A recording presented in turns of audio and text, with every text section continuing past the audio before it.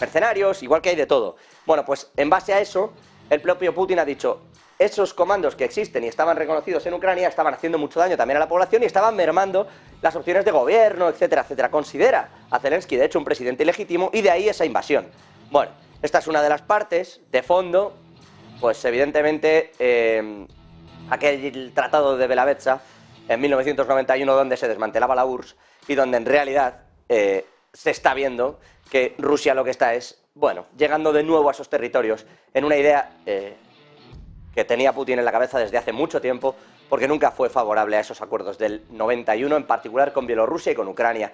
Bielorrusia es prácticamente una provincia anexada ya en Rusia, y de hecho está utilizando a Bielorrusia para introducir, dice Maya Sandu, presidenta de Moldavia, a determinados grupos desestabilizadores. Hoy ha vuelto a reiterar esa petición y hoy, por cierto, Joe Biden, al contestar como si fuera una estrella del rock en Varsovia a Vladimir Putin, y digo esto porque ha salido en un escenario plagado de luces, con un pasillo que se adentraba dentro de la multitud, donde había banderas polacas, banderas ucranianas y banderas estadounidenses, aclamando al presidente, a un Joe Biden que por primera vez no ha leído el texto en mucho tiempo, en medio de esas duras críticas que también está recibiendo por parte del Partido Republicano, donde, entre otras muchas cosas, ayer se pedía que se le examinara bien por si había que inhabilitarlo. En base a esos saludos que le hace Biden al aire, o que de pronto necesita del aplauso de alguien en concreto para saber que ha terminado uno de sus speech o de sus discursos. El caso es que Biden ha contestado a Putin, si este no quiere parar la guerra, Biden tampoco parece que vaya a hacerlo. Ha dicho una frase, vamos a ver además si le escuchamos, muy curiosa, en la que alude a los hijos de todos y habla de que la OTAN está más unida que nunca. Vamos con el propio Biden y lo analizamos. President Putin is confronted with something today that he didn't think was possible a year ago. The democracies of the world have grown stronger, not weaker. But the autocrats of the world have grown weaker, not stronger. Because in the moments of great upheaval and uncertainty, that knowing what you stand for is most important. And knowing who stands with you makes all the difference. Bueno, Joe Biden, uno de nuestros protagonistas del día, aquí la tienen, el hombre de la gasolina en Europa, por cierto. Es el que más dinero le está sacando a todo esto. ¿Quién lo dice, entre otras muchas cosas? China.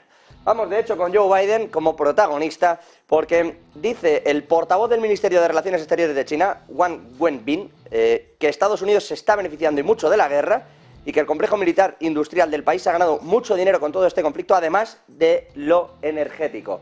Y en concreto, respecto a la energía, le dice que si se avergüenza de ello, que eso de seguir la política de luchar hasta el último momento ya lo hicieron en Afganistán y que ahora quieren que la lucha sea hasta el último ucraniano.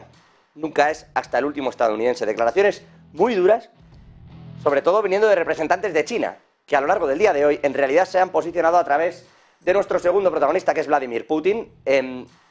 ¿Por qué? Porque han dicho que las relaciones entre Putin y China son una roca. Todo esto mientras Xi Jinping, en realidad, lo que quiere es posicionarse como el hombre capaz de hacer la paz entre todos los bandos. De hecho, el próximo jueves 24, o sea, ya, va a dar un discurso que ha titulado El discurso por la paz en Ucrania, directamente el propio presidente chino. Y después de esto, por cierto, a lo largo del próximo mes viajará a Rusia, donde hoy quien ha estado presente en ese discurso de Vladimir Putin ha sido Wang Yi, su representante de Exteriores, que es quien ha dicho que esas relaciones son una roca y que, bueno, son inalterables.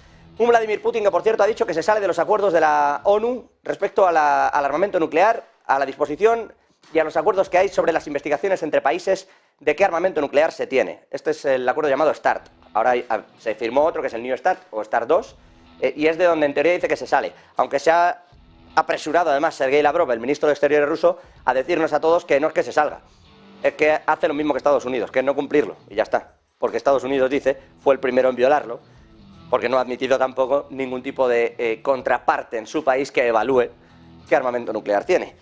En esas estamos, entre unos y otros, pero no se lo pierdan. Vamos a ir con una protagonista, con una mujer que ha decidido también viajar a Ucrania, después de enfadarse muchísimo con Emmanuel Macron. Giorgia Meloni, la primera ministra italiana, se ha desplazado a Ucrania hoy en solitario. se ha dado su pequeño baño de masas en Kiev. Que no deja de ser curioso que esta mujer, que por cierto está saliendo muy bien en las quinielas económicas del viejo continente y en cómo lo está haciendo su país y cómo lo hizo en 2022, el caso es que ella quiere también tener ese cierto protagonismo y ha cargado contra el resto de los partidos italianos que le han dicho que no haga esto, que es justo lo que ella decía que no había que hacer, ir en solitario a Ucrania a ponerse medalla y hacerse la foto, que es lo que en teoría le achacaba al propio Macron. Pues eso ha ido a hacer Meloni a Ucrania, hacerse la foto y decir que Italia también apoya a Volodymyr Zelensky, al presidente... Sí, Italia apoya a Ucrania. Y vamos con un último protagonista, cambiando por completo el sesgo, aunque